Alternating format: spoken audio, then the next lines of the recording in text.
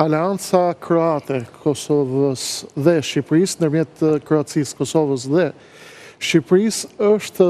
sipas asaj që unë e shoh, është një paradhom e një parapërgatitje, pra e një plani parapërgatitës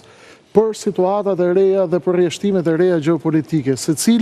secila nga palët ka qëllimet e veta strategjike. Qëllimet strategjike të Shqipërisë, të Kroacisë dhe të Kosovës janë që të bëhen një blok në rast se do të ketë ndryshime dhe zhvillime strategjike brenda kampit NATO-s me ardhjen e Trumpit dhe me filozofinë e tij dhe me filozofinë e re amerikane dhe me konceptin e ri për një sistem mbrojtje të Europës në fazën e re, ndërsa Vučići është në planin e tij për të konfiguruar dhe për të përcjellë shqetësimin e tij që të qëndrojë brenda lojës ruse. Një, duke treguar se ka rrezik kroat, shqiptar dhe kosovar për Serbinë e para, dhe e dyta për të bërë ftesë që të betonoj atë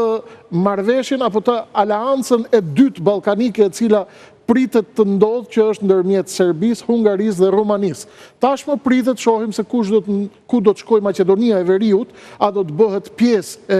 aleancës kroate, shqiptare, kosovare, apo do të shkojë tek pjesa Beograd, Budapest, nuk shkon dot se është fare NATO-s.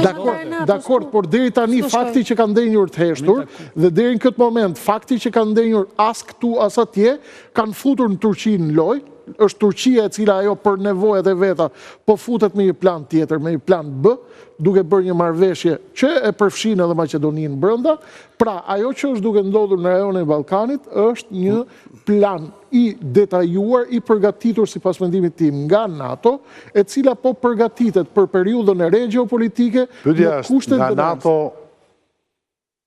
Në koordinim, një sekond pa, në koordinim me administratën e re Trump apo jo? Patjetër.